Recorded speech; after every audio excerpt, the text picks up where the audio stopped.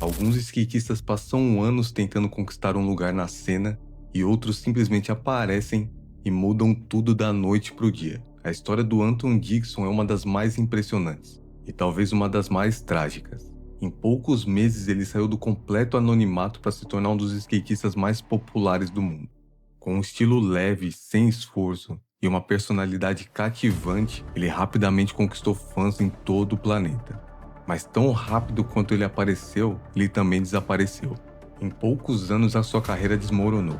Ele gastou praticamente todo o seu dinheiro, perdeu quase todos os patrocinadores e problemas com a justiça começaram a se acumular. E por muito tempo muita gente acreditou que a história era simples, um talento incrível que destruiu sua carreira. Mas a verdade é muito mais complicada do que isso. Antes de se tornar um dos skatistas mais comentados da sua geração, o Anton era apenas mais um garoto crescendo no sul da Califórnia. Anton Willis Dixon nasceu em Carson, uma cidade ao sul de Los Angeles e bem próxima de Compton. E diferente de lugares como Venice e Huntington Beach, Carson era muito mais conhecida pelos seus problemas sociais do que por produzir skatistas.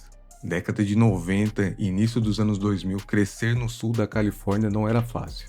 Muitas gangues, muito crime. Para ter uma ideia, Carson já chegou a ter um índice de crime maior que 82% das cidades dos Estados Unidos. E para alguém como o Anton, crescer nesse ambiente era totalmente normal. E o mais interessante é que foi graças a esse ambiente pesado, recheado de violência e crime, é que o Anton começou a andar de skate. O Anton começou a andar de skate aos 12 anos quando seu irmão roubou um skate num parque e deu para ele quando chegou em casa. Um roubo aleatório que mudaria totalmente a sua vida. E aí que vem outro fato interessante. Enquanto a maioria dos iniciantes levam meses para entender o básico, ele parecia absorver cada movimento quase que instantaneamente. It's like learn pretty quick, you know, because I liked it. Ele mesmo conta que conseguiu acertar um flip logo na primeira tentativa. When my homie showed me and like explained to me how to kickflip, I did the first try. First try. What? You kickflip first try? Esse tipo de coisa não é comum. Na verdade, é exatamente o tipo de história que começa a circular rapidamente entre skatistas quando alguém com um talento fora do normal aparece. E foi exatamente isso que começou a acontecer. Aos poucos, o nome do Antoine começava a ser comentado entre os skatistas e com mais ou menos 14 anos de idade, ele já recebia chips da Chocolate e tênis da AES. E isso sendo praticamente um desconhecido na cena. Ele não aparecia em revistas, não aparecia em vídeos, mas as coisas não ficariam assim por muito tempo. Aos poucos, imagens do Antoine começaram a circular na cena e foi assim que ele chamou a atenção da Baker, uma das marcas mais populares da cena, conhecida pela rebeldia e aquele estilo de vida de rockstar. O Anton começou a receber chips da Baker após ter encontrado por acaso numa skate shop o Eric Ellington e o Andrew Reynolds. E o interessante é que nesse período eles estavam filmando para o Baker 3, que seria lançado em poucos meses. A ideia deles era só colocar algumas imagens do Antoine para mostrar o novato do time. E por ser muito novo, ninguém esperava muito dele. Até porque os skatistas demoravam anos para filmar uma parte e conseguiam gravar algumas manobras por mês. Só que com o Antoine foi totalmente diferente. Em um simples dia ele conseguia filmar várias manobras. Então aquela parte pesada do Antoine foi filmada em pouquíssimo tempo. O engraçado é que ele disse que não sabe por que as pessoas acham essa parte tão absurda. That was a great video part. Yeah. I don't know why people think it's so crazy, man. It's fucking good. It's incredible skateboarding, dude. Seriously. Like, done effortlessly, dude. Yeah. Or looked effortless. Isso mostra que ele não tem noção nenhuma do talento que tem. O Antoine achava que ia dividir a parte com outros skatistas e só descobriu que teria uma parte solo durante a premiere. But I didn't know until like the day of the premiere. Like, No way, dude. They didn't even tell you till the day of the premiere. it was crazy. You knew going into the premiere that you had a part. Yeah, that I'd be in the video, maybe like, Okay. I'll have a couple tricks, cool, but I didn't know I was gonna have a full part. Like, Right. the fucking screen where Antoine Dixon went. It's crazy. I mean, in a I didn't theater even full know of lie, bro. people. I started crying. Like, Seriously, yeah. That's amazing. Yeah. Ele entrou na premiere totalmente desconhecido e saiu como um dos skatistas mais hypados da cena. E foi nesse período que sua vida foi de 0 a 100 muito rápido. Baker 3 rapidamente se tornou um dos vídeos mais icônicos da história do skate. E a parte do Antoine teve um papel enorme nisso. Quem assistiu ficou impressionado não só apenas com as manobras, mas com a forma que ele executava elas. Tudo parecia fácil demais. Um estilo extremamente relaxado, quase nunca levantava os braços para cima, mesmo em manobras difíceis. Ele fazia cada manobra parecer muito simples. Era um estilo que fazia parecer que o skate obedecia a ele. E justamente por isso muita gente passou a considerar o estilo do Antoine como um dos melhores da história. Enquanto muitos skatistas passam a vida inteira tentando ganhar esse reconhecimento, o Antoine conseguiu isso com um único vídeo. E com apenas 4 anos andando de skate. Após o Baker Tree, ele acabou indo para Deathwish, marca parceira da Baker, e a partir dali os patrocinadores começaram a aparecer rapidamente. Muitas marcas da cena queriam trabalhar com o Antoine, e ele era um dos nomes mais disputados do momento. E aí que vem uma história curiosa. Durante uma festa, um dos managers da Supra tentava de todo jeito tirar o Antoine da S e trazer para o time. E ele sempre dizia não. Um detalhe é que naquele período, a Supra era a marca de tênis mais popular da cena. Então, no desespero, o manager da Supra, além de oferecer uma quantia maior que o Antoine recebia na S, também ofereceu seu próprio carro. Simplesmente uma Mercedes CLK. E foi aí que o Antoine finalmente aceitou a proposta. And he's like, yeah, we want you to skate for Supra, blah, blah, blah. I'm like, no. Then he said, I'll give you this, with all this, then I'll give you this car. Oh, shit. I said, put the keys in my hand. Yeah. The next day I woke up, I'm like, man, how we gonna get home? He's like, bro, you don't remember? I'm like, no, you got a car last night. I drove around the block a couple times. Well, I hit that freeway. Yeah. First time driving, like, fuck it, we on. Did you have your license? No.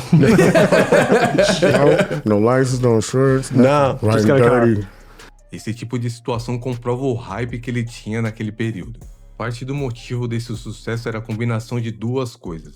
De um lado ele tinha um talento absurdo no skate, e de outro ele tinha uma personalidade enorme, quase impossível de ignorar. Essa mistura funcionava perfeitamente para a época. O skate sempre teve uma forte conexão com o espírito de rebeldia, e o Antoine representava exatamente isso. Um adolescente que causava muito, carismático e imprevisível. Ele tinha uma energia que simplesmente atraía as pessoas. E muitas confusões e histórias malucas que aconteciam ao redor dele acabavam se encaixando perfeitamente com a sua imagem de skatista. Mas ao contrário do que muita gente pensa, ele nem sempre era aquela figura caótica. Na maior parte do tempo, o Antoine era um cara tranquilo, relaxado e fácil de conviver. O problema era quando ele ia para as festas e começava a beber. Aí as coisas começavam a escalar muito rápido. E foi justamente esse lado dele que as marcas começaram a explorar. Os gráficos dos shapes e toda a imagem construída em torno dele passaram a reforçar a ideia de que o Antoine era um skatista completamente fora do controle. Um garoto que vinha da quebrada vivendo no limite. Para um skatista adulto tentando construir uma marca pessoal, isso poderia até ser uma estratégia de marketing. Mas havia um detalhe bem importante. O Antoine ainda era praticamente uma criança quando tudo isso começou. Ele explodiu quando tinha apenas 16 anos de idade, e olhando para trás parece claro que ele provavelmente não entendia totalmente o que estava acontecendo ao seu redor.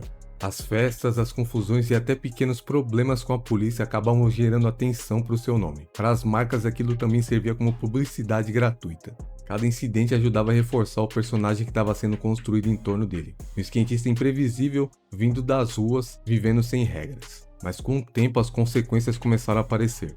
O primeiro grande incidente foi quando o Antoine tinha apenas 19 anos, durante o Tampa Pro, o campeonato mais popular da cena. Enquanto ele estava no evento, uma garota perguntou se ele queria fumar no estacionamento, e para o Antoine aquilo parecia uma situação completamente normal. Mas o que ele não sabia é que aquela abordagem fazia parte de uma operação policial. Pouco tempo depois de aceitar o convite, ele acabou sendo preso. Durante a abordagem, os policiais encontraram maconha, cocaína e uma grande quantia de dinheiro. E por causa disso, os policiais assumiram que ele estava vendendo drogas, e disseram que iam confiscar todo o seu dinheiro. O Antoine já estava bêbado há horas, e quando viu que os policiais iam pegar seu dinheiro, ele tomou uma decisão impulsiva. Ele tentou pegar sua carteira de volta e aquilo acabou piorando a situação. O que começou com uma prisão por drogas acabou se transformando em algo muito mais sério. Além das acusações de drogas, ele também acabou recebendo acusações de agressão contra 3 policiais. E essas acusações poderiam resultar em anos de prisão. Felizmente para ele, a sentença final acabou sendo liberdade condicional. Mesmo assim, aquele episódio marcou uma mudança importante na sua carreira. Até então, muita gente viu o Antoine apenas como um personagem exagerado criado pela indústria do skate. Mas depois daquele incidente começou a ficar claro que aquela personalidade imprevisível não era apenas marketing. ela era real. No geral, o Antoine era um cara bem de boa, porém ele tinha um lado bem caótico e escondido que normalmente aparecia quando ele ia pras festas e bebia muito. E chegou no momento que esse lado caótico aparecia muito mais que o lado tranquilo. Por mais caótico que tudo parecesse, de certa forma a situação também era compreensível. Lidar com fama e dinheiro já é difícil para qualquer pessoa. Mas no caso do Antoine, tudo aconteceu quando ele era praticamente uma criança, vindo de uma realidade complicada e praticamente sem orientação nenhuma. De repente ele estava ganhando milhares de dólares e mesmo assim nem sequer tinha uma conta bancária. Ele simplesmente ia até as lojas da Cash Advance para descontar seus cheques e depois disso torrava todo o seu dinheiro. E as pessoas ao redor dele não tinham problema nenhum em incentivar esse estilo de vida. E é aí que a situação fica mais complicada. Por um lado, o Antoine foi colocado em uma posição que ele claramente não estava preparado. Sem orientação real, cercado por pessoas mais velhas e por uma indústria que muitas vezes incentivava esse comportamento que estava destruindo a sua carreira. Mas por outro lado, ele também já era um adulto naquele momento, e não faltaram pessoas que tentaram ajudá-lo. No fim das contas, surge uma pergunta bem difícil. Até que ponto a culpa era das circunstâncias ao redor dele? E até que ponto era resultado das próprias decisões que ele estava tomando? Com o passar dos anos, o estilo de vida que o Antoine levava parecia cada vez mais difícil de sustentar. As festas continuavam, os problemas com a lei se repetiam e a sensação dentro da cena do skate era de que em questão de tempo algo mais sério iria acontecer. E infelizmente foi exatamente o que aconteceu. Em um determinado dia, depois de ter bebido muito, o Antoine estava entrando em uma loja de conveniência quando o homem começou a gritar insultos racistas contra ele. Os dois acabaram entrando numa briga ali no estacionamento e depois da confusão o Antoine simplesmente entrou na loja, comprou o que precisava e saiu. Quando ele saiu, o homem ainda estava lá no estacionamento gritando. Foi nesse momento que a situação piorou ainda mais. Tomado pela raiva, o Antoine pegou seu skate e quebrou o vidro do carro. O problema é que tinha uma criança no banco de trás, e o resultado foi extremamente sério. O Antoine acabou sendo acusado por agressão, vandalismo e colocar uma criança em perigo. O tribunal determinou que a sentença poderia chegar até 3 anos de prisão. Para qualquer pessoa isso já seria uma situação grave, mas para um skatista profissional, aquilo poderia ser praticamente o fim da carreira. No skate profissional existe uma janela relativamente pequena em que os skatistas estão no auge físico e técnico. Normalmente os anos mais produtivos de um skatista estão entre os 20 e 25 anos. E naquele momento o Antoine tinha cerca de 25 anos, exatamente no período em que sua carreira deveria estar no ponto mais alto. Embora ele tenha conseguido sair antes de cumprir a sentença completa, o impacto na carreira já tinha sido feito. Enquanto algumas prisões anteriores ainda eram toleradas pelas marcas, uma sentença longa de prisão era algo completamente diferente. A partir dali, os patrocinadores começaram a abandonar o barco. Marcas que no início estavam loucas para trabalhar com ele começaram a se afastar rapidamente. O Antoine passou a ser visto como um risco, um talento enorme, mas impossível de controlar. E assim, o skatista que poucos anos antes era um dos nomes mais hypados da cena, acabou vendo sua carreira entrar em colapso. Dentro da cena do skate, a reação dos fãs começou a se dividir. Alguns continuavam apoiando o Antoine, dizendo que ele simplesmente estava lutando contra problemas muito maiores do que o skate. Eles torciam para que ele conseguisse se recuperar e voltar a fazer o que sempre fez de melhor. E outros já estavam muito frustrados. Para eles era difícil continuar defendendo alguém que parecia se colocar repetidamente em situações que destruíam a própria carreira. O que muita gente de fora não percebia é que havia muito mais coisa acontecendo na vida dele do que apenas festa e confusão. O Antoine passou por diversas dificuldades pessoais ao longo dos anos. Ele perdeu a mãe, perdeu familiares próximos e também amigos. Além disso, havia um problema claro de uso de drogas, algo que afetava diretamente o seu comportamento. A única coisa que a gente sabe é que por causa de todos esses problemas, a carreira do Antoine acabou sendo muito menor do que poderia ter sido. Apesar de todo o talento, ele praticamente teve apenas uma grande videoparte marcante. Isso deixa aquela sensação constante de e se as coisas tivessem sido diferentes? E se ele tivesse tido mais orientação? E se ele tivesse conseguido controlar os próprios demônios? Hoje em dia a situação parece bem melhor. O Antoine conseguiu ficar sóbrio, voltou a andar de skate, posta direto vídeos no Instagram e até tem participado de alguns memes. Ele continua andando muito, o estilo ainda é absurdo, mesmo fazendo manobras simples, ele continua parecendo mais natural no skate do que a maioria das pessoas. Hoje o Antoine tem 37 anos e aos poucos está dando a volta por cima.